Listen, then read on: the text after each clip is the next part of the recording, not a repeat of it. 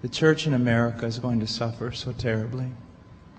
And we laugh now, but they will come after us. They will come after our children. They will close the net around us while we are playing soccer mom and soccer dad, while we are arguing over so many little things and mesmerized by so many trinkets. The net even now is closing around you and your children and your grandchildren, and it does not cause you to fear. You will be isolated from society, as has already happened. Anyone who tries to run for office who actually believes the Bible will be considered a lunatic until finally we are silenced. We will be called things that we're not and persecuted not for being followers of Christ, but for being radical fundamentalists who do not know the true way of Christ, which of course is love and tolerance. You'll go down as the greatest bigots and haters of mankind in history. They've already come after your children, and for most of you, they got them.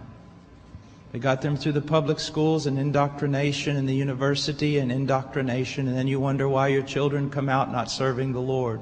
It's because you fed them right into the devil's mouth. So little by little the net is closing around, and then it's not little by little. Look how fast things are going downhill just in a matter of weeks. Matter of weeks. But at the same time, know this. Persecution is always meant for evil, but God always means it for good. And is it not better to suffer in this life, to have an extra weight of glory in heaven? You must settle this in your mind. This is the one thing I want to say over and over. Do not believe. Down through history, you have a wrong idea of martyrdom and persecution. You think that these men were persecuted and martyred for their sincere faith in Jesus Christ. That was the real reason, but no one heard that publicly. They were martyred and they were persecuted as enemies of the state, as child molesters, as bigots, as narrow-minded, stupid people who had fallen for a ruse and can contribute nothing to society. Your suffering will not be noble. So your mind must be filled with the Word of God when all people persecute you and turn on you.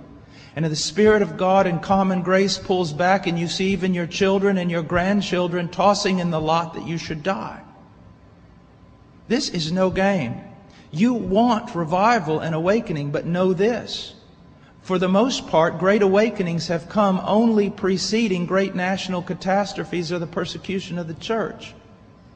I believe God is bringing a great awakening, but I believe that He is raising up young men who are strong in trust in the providence of God to be able to wade through the hell that's going to break loose on us. And it will be on us before we even recognize it. Unless in God's providence, He is not done. He is not done. Now note, this is not silly talk. Apart from a great awakening, these things are going to come upon you.